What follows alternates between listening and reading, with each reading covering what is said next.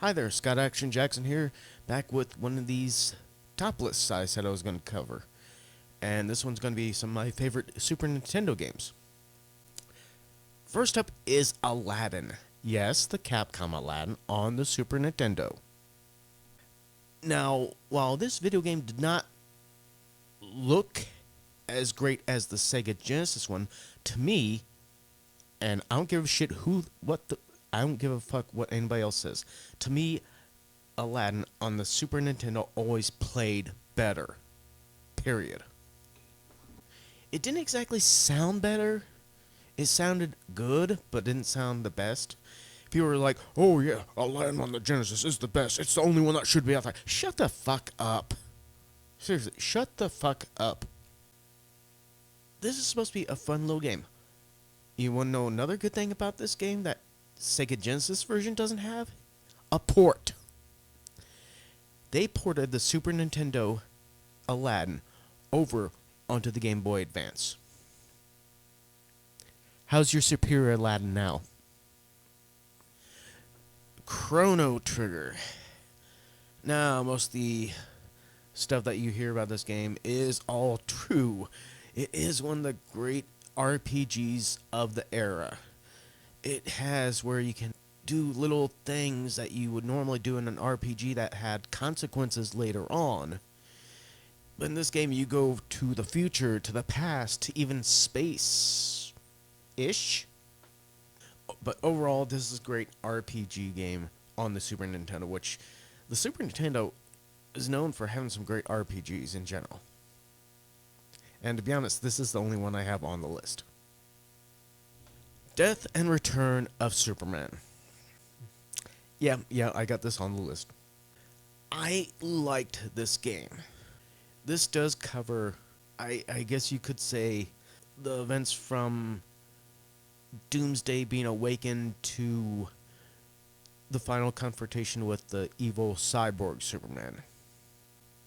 And to be honest, I think it's a game that should be on a lot of people's list. Should be. Donkey Kong Country. So now we're getting it on like Donkey Kong. I mean, let's face it, this is a groundbreaking game for its generation. I mean, it spawned, 2 more sequels, counting on the other country titles that are out there across other systems. So a lot of people enjoy this game, and this is a game that will be on a lot of people's top Super Nintendo game lists. Looney Tunes Bball. Okay, this is a me thing here. I do enjoy this game. I enjoy this game until they release Space Jam. Then I would go back to it once in a while. Looney Tunes Bball is a bunch of Looney Tune characters playing basketball, which they have some fun Looney Tunes comedic animations to go along with it. And that right there should be a good selling point. Maximum Carnage. Now, much like the death and return of Superman, Maximum Carnage does go through the comic line. Although I don't think there was as many goons in the actual comic as there are that you beat up in this game. But yeah, as Spider-Man and Venom, you are having to deal with Carnage and Carnage's, I guess, bad guys in arms, along with the help of some other icon things to bring in people. Mortal Kombat 2. To me, Mortal Kombat 2 was better on the Super Nintendo.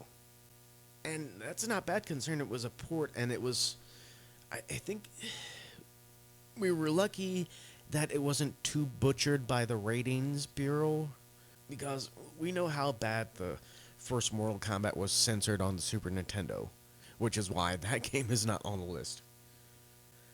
Saturday Night Slam Masters. This is, well, here, I'm going to be throwing this word out a lot on this since it's a Nintendo system. This was a fun arcade-style wrestling game. Although it felt along the lines of the Final Fight series as well. But then again, that's what you get when you have Hager in there as well, so. Star Trek Starfleet Academy. This is one of those games that I really do like on the Super Nintendo, but a lot of people hate for some reason. As a fan of Star Trek, this was a great way to, I guess, go through some of the space battles that there were in the Star Trek franchise at the time. Super Mario World. Well, here we go again. Princess Peach got kidnapped. Mario's out to get her back again. What else is new? This time he's got help from Yoshi. Although he occasionally beats the shit out of Yoshi along the way by hitting Yoshi in the back of the head. But this is another one of those staple games for the Super Nintendo system. And once again, a fun game. Teenage Mutant Ninja Turtles 4: Turtles in Time. Now, the Super Nintendo had this port of the arcade game. Although, for the port, they changed a few things in it. And, to be honest, the changes got even worse once they got to the Sega Genesis version. The Hyperstone Heist. Now, while this Hyperstone Heist had a bit of a different reasoning for the turtles going to these places, it still played the same as the Turtles in Time in general.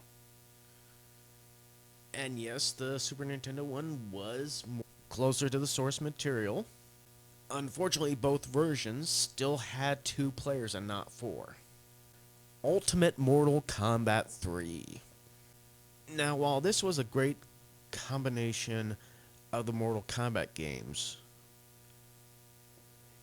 it still seems second-rate compared to the Mortal Kombat trilogy. But having this on the Super Nintendo is the next best thing that you can get for a great overall Mortal Kombat game. Where in the world is Carmen Sandiego? Now, this one I know is across multiple consoles. I think it was on the NES, it's on Super Nintendo, and on the Genesis. So, my opinion on this is going to be about the same across all 3. Which means that this will be across all 3 lists when I get around to the Genesis one. But yeah, this plays a lot like the old PC game. And that's a good thing. It's just a port that continued over and over and over until the PC versions broke the mold and went a different route. Now, I do have this on here over the Time game, the Where in Time is Carmen Sandiego, because I didn't really like the Time game that much. I more enjoyed the original, Where in the World is Carmen Sandiego. WWF Royal Rumble.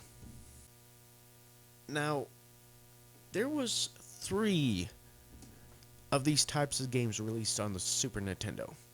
There was the first one that they first tried out called the WWF Super WrestleMania.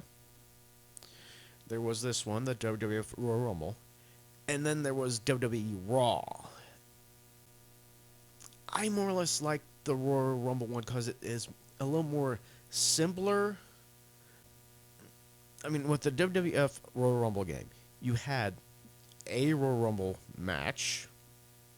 You had Survivor Series style match. You had a one-on-one matchup.